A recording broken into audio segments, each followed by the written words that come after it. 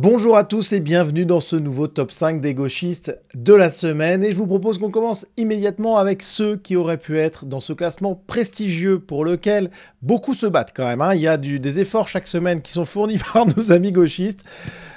Et une personne de gauche qui aurait pu figurer dans ce classement, c'est Manon Bril, que vous voyez ici sur la vignette d'un ancien top 5, c'était il y a quelques semaines, et elle a été récompensée pour ça, puisqu'elle fera partie de l'équipe de Ouest France TV. Vous savez, cette chaîne de télévision, alors c'est très laborieux d'ailleurs, on se rend bien compte qu'ils n'étaient pas du tout prêts, mais cette chaîne de télévision qui va remplacer C8.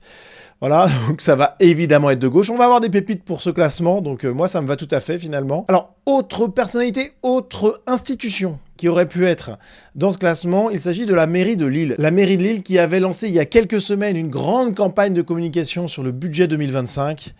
Le coût des annonces gouvernementales atteint aujourd'hui 20 millions d'euros pour la ville de Lille. On les prend où? Vous préférez la fermeture des crèches, 20 millions d'euros, ou la fermeture des EHPAD, pour le même montant? Donc il faut faire des économies. Et ça, les mairies socialistes, elles aiment pas du tout.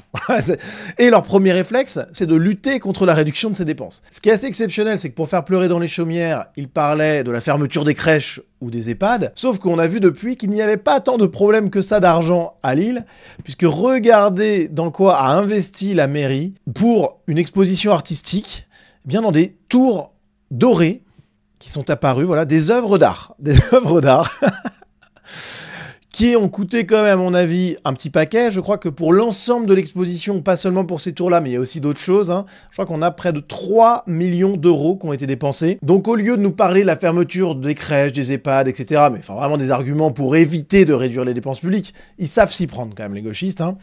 Ils auraient pu peut-être réduire les dépenses publiques sur cette exposition artistique. Voilà. Peut-être que d'ailleurs les Lillois auraient été d'accord, parce que là je suis pas certain que ça soit si extraordinaire pour eux. Autre personne qui aurait pu être dans ce classement, il s'agit de Pierre-Yves Cadalin, un député France Insoumise. Alors il nous a fait une sortie incroyable, je vous la lis parce qu'en plus à l'audio, je vais pas vous le passer, je vais vous épargner ça, c'est très laborieux. Plus jeune, nous dit-il, je jouais à Civilisation, qui est un jeu de stratégie où vous suivez l'évolution d'une civilisation, comme son nom l'indique.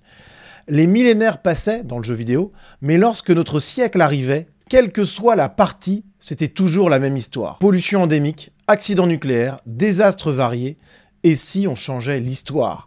Alors ce qui est assez extraordinaire, c'est que dans les commentaires, on a plein de gens qui sont joueurs aussi de ce jeu qui disent que a priori il est très mauvais. Alors moi j'ai jamais joué à ce jeu-là, mais si vous arrivez à cette issue tragique tout le temps, c'est qu'il y a un problème de niveau. Voilà, donc déjà, bon, et je passe sur l'analogie avec un jeu vidéo, tout ça c'est ridicule au dernier degré. Ça vous montre à quel point les députés France Insoumise, franchement, ils ont un niveau déplorable. Voilà. On peut pas baser une politique publique sur un jeu vidéo, une série, etc. C'est le monde réel qu'il faut regarder. Bref.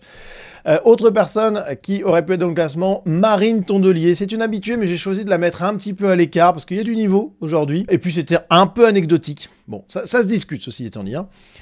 Marine Tondelier, secrétaire générale Europe Écologie Les Verts, qui se plaint de la décision de la Cour suprême britannique qui a décidé que la définition légale d'une femme se baserait sur le sexe biologique et non sur le genre. Et là, Marine Tondelier, elle n'était pas contente du tout.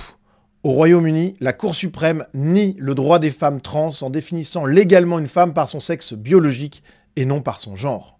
Encore une offensive conservatrice européenne contre les droits fondamentaux. Soutien total aux personnes trans.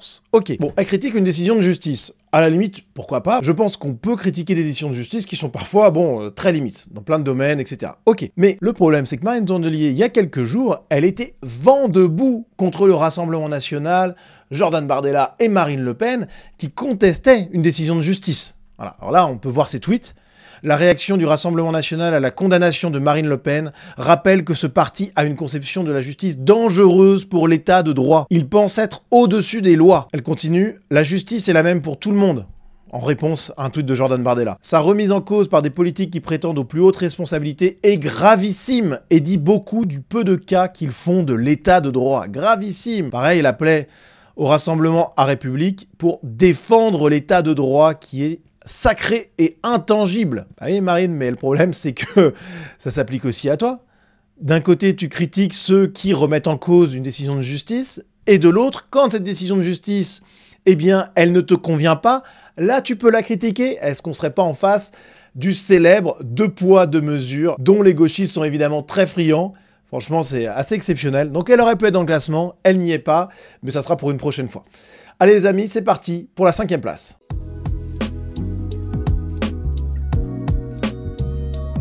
En 5e position cette semaine, on a Isabelle von Buttingsloven, présidente de l'université Lyon 2, qui mérite bien sa place. Elle aurait pu être encore un peu plus haut. Pourquoi ça? Pour le comprendre, il faut revenir sur cette vidéo où l'on voit des étudiants de gauche interrompre un cours, menacer Fabrice Balanche, le professeur, et provoquer son départ. Regardez, on les voit, ils sont tous masqués, très menaçants, avec des drapeaux de la Palestine, etc.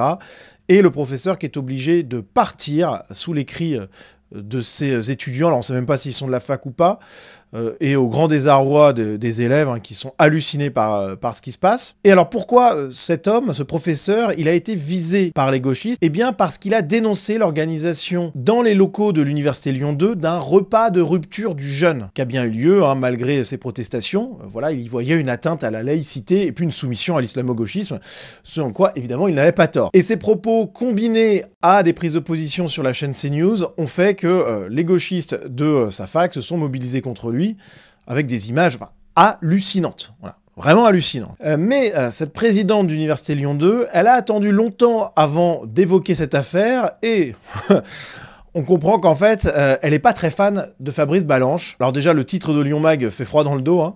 Ses propos au professeur causent énormément de tort à l'université. Là, c'est incroyable. Elle dit ne pas avoir été étonnée que Fabrice Balanche soit pris pour cible compte tenu de ses positionnements sur Gaza. En gros, cette présidente d'université qui normalement doit faire respecter le calme, l'atmosphère de travail, et puis la liberté aussi universitaire dans son université, eh bien, elle dit que finalement Fabrice Balanche l'a bien cherché et que c'était presque normal. C'est très très grave, ces propos de cette présidente de l'université Lyon 2, c'est pour ça que je veux la mettre à l'honneur, parce qu'on y voit un glissement vraiment très dangereux, où on a non seulement la soumission à la gauche et aux islamistes, mais on a aussi un soutien actif à ces islamo-gauchistes par des gens qui sont quand même normalement garants du respect d'une forme de liberté. Et donc elle évoque même le fait que Fabrice Balanche pourrait bien être destitué et ne pas être présent à la rentrée prochaine. Donc extrêmement grave de voir une présidente d'université qui valide tout ça, qui encourage pour la suite ces milices à intervenir contre des profs qui ne leur conviendraient pas, contre des élèves qui seraient trop patriotes, etc. Donc Isabelle von Buttingsloven, franchement, méritait bien sa place, c'est vraiment inquiétant.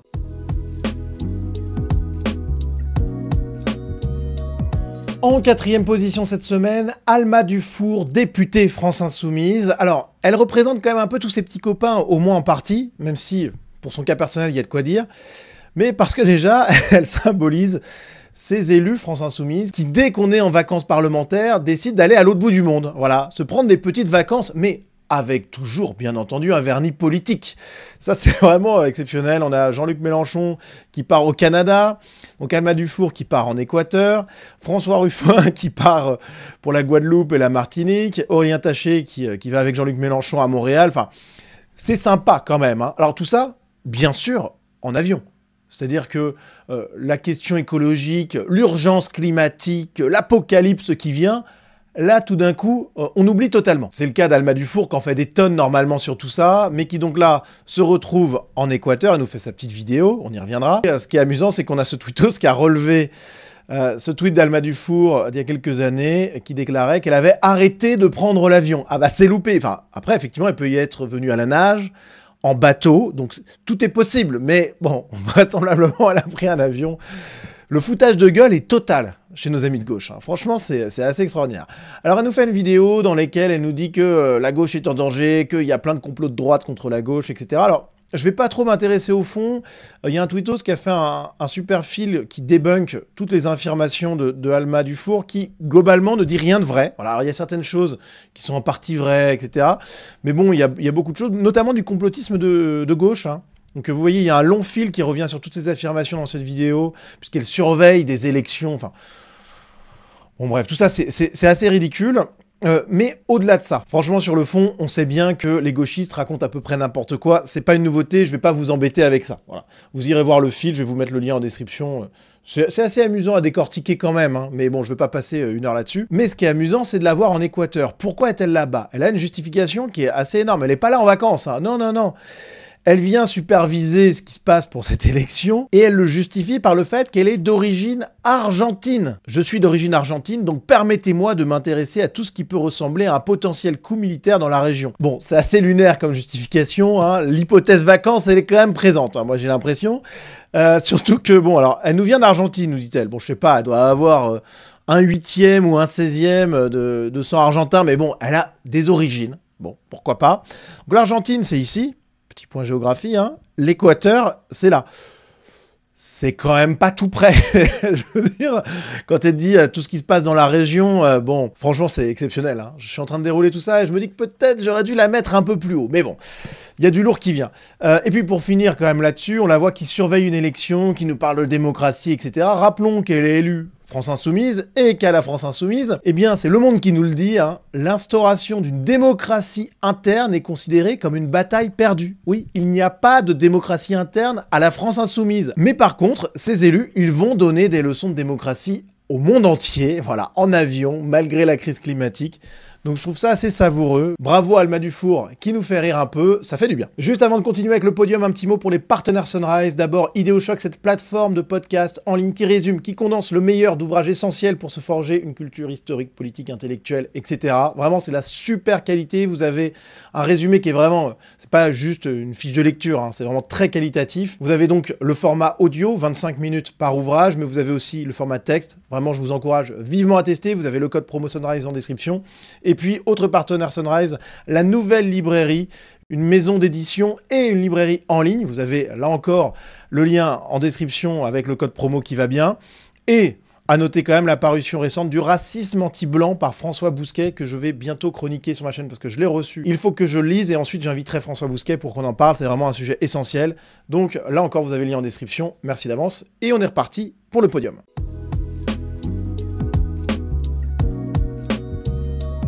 En troisième position, c'est le retour du roi Mathieu Slama. Ça faisait un petit moment qu'il n'était plus dans le classement. Le voici de retour. Alors bon, c'est toujours exceptionnel avec Mathieu Slama. Alors d'abord, il nous parle de Bruno Retailleau. Il aime pas Bruno Retailleau, hein, clairement. On va écouter ce qu'il dit sur lui. Il y a quelques mois, il disait que l'immigration n'était pas une chance pour la France, qui était avant un propos qui était tenu par les dirigeants du Rassemblement national. Donc en fait, la droite est en train de se jeter dans les bras de l'extrême droite, je le dis très clairement. Donc on voit évidemment pour Mathieu Slama durcir les conditions de naturalisation et dire que l'immigration n'est pas forcément une chance, c'est déjà être d'extrême ultra giga droite. Alors évidemment, c'est complètement loufoque, bien entendu. Mais c'est du Mathieu Slama, donc ça fait plaisir. Alors, notez qu'il est quand même invité sur le service public, hein. Je suis pas certain que moi, un jour, je puisse parvenir sur ce plateau. Pourtant, j'aurais des choses à dire peut-être plus intelligentes que Mathieu Slama. Mais bon, bref, c'est pas grave. Donc déjà, il aime pas Retailleau pour ça. Et puis, il continue. Bruno Retailleau parle des racailles, et ça, pour Mathieu Slama, c'est inacceptable. Le voici qui tweet. Le terme racaille est infâme et devrait être banni de tout discours politique. Bah désolé, Mathieu Slama, de nommer le réel pour ce qu'il est. Oui, les gens qui sont des multidélinquants, des criminels, etc., sont des racailles. Voilà. Que ça te plaise ou non, on va continuer à employer ce terme, mais c'est marrant parce qu'en fait, ce que Mathieu Slama ne veut pas, c'est que ces gens très largement issus de l'immigration extra-européenne soient pointés du doigt. Il ne veut pas qu'on ait de termes pour les désigner. Il ne veut pas qu'on ait en plus de termes dépréciatifs. Alors ça, surtout pas. Vous voyez que derrière cette bataille sémantique, il y a quelque chose de pervers. Il veut nous empêcher de parler du réel. Voilà. Et puis Mathieu Slama, une petite douceur pour finir et pas des moindres, un tweet là encore, sur le fait que l'engouement pour le MMA explose. Voilà l'analyse de Mathieu Slama, inquiétant sur ce que ça dit de la montée du masculinisme en France. Alors, effectivement, Mathieu Slama, le masculinisme, c'est pas trop sa came. Ça, c'est certain. Bon. Mais alors que des jeunes fassent des sports de combat, ça peut aussi vouloir parler de la montée de l'ensauvagement de la société et du fait que de plus en plus de personnes veulent se protéger, être en capacité de se défendre. Il y a une analyse à faire sous l'angle sécuritaire. Alors évidemment, Mathieu Slama, jamais il la fera. Bon, mais pour lui, c'est du masculinisme. Les sports de combat, c'est masculiniste. La muscu, c'est masculiniste. L'effort, c'est masculiniste. La virilité aussi. Finalement, être un homme, c'est masculiniste. Et on devrait peut-être tous devenir des êtres un petit peu entre deux eaux, voilà, comme Mathieu Slama, pour qu'il soit content, qu'on soit tous un petit peu des phasmes asexués. Donc ce champion, il voudrait qu'on lui ressemble tous. Mais bon, désolé Mathieu, mais c'est pas hyper vendeur quand même. Donc on va continuer à faire un peu de sport, que ça te plaise ou non, et on va continuer à nommer le réel, que ça te plaise ou non.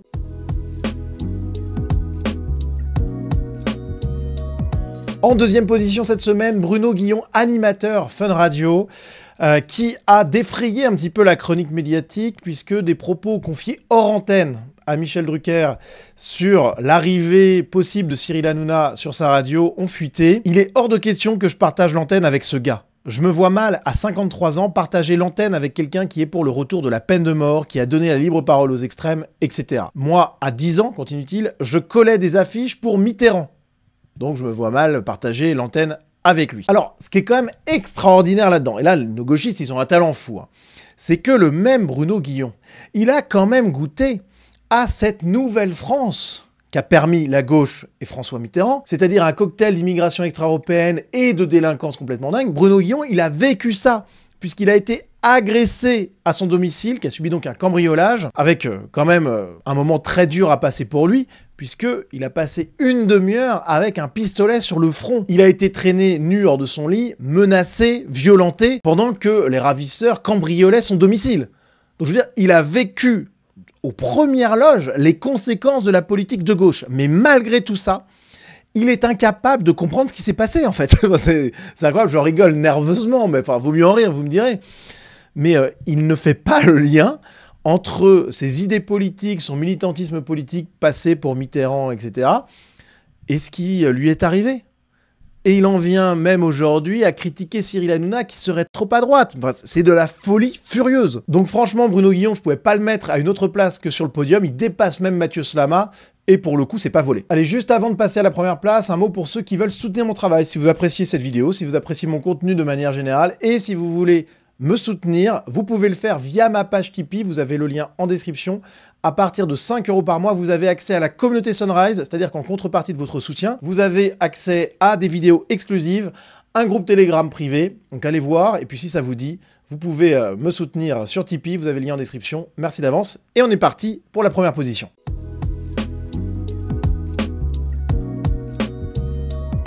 Et en première position, on retrouve Antoine Léaumont, qui est décidément très en forme ces dernières semaines, et il est quand même très présent dans le classement.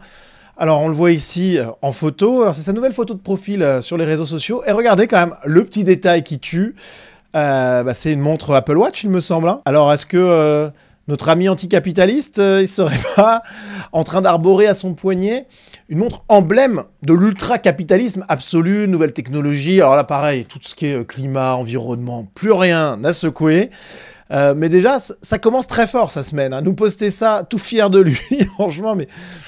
L'incohérence entre les discours et les actes à gauche, c'est sidérant, vraiment sidérant. Donc voilà. Et puis ensuite, notre ami Antoine Léaumont, il n'a pas chômé. Alors le voilà qui attaque Plantu. Plantu, pourtant c'est pas l'ultra giga droite, hein. Bon, le dessinateur du monde. Mais Antoine Léaumont n'a pas apprécié que Plantu attaque la gauche qui a violenté, qui a intimidé, jusqu'à provoquer le départ des journalistes de Frontières. J'en ai fait plusieurs vidéos, donc je vous y renvoie. Puisqu'on voit ici son dessin, où l'on voit la députée bretonne, la veste rose, qui vraiment, pour le coup, a agressé physiquement. Alors, c'était pas un chaos, hein, mais elle a quand même agressé physiquement Louise Maurice de Frontières. Et on la voit en boxeuse. Et Plantu qui dit, bah voilà, la liberté de la presse est menacée, même en France.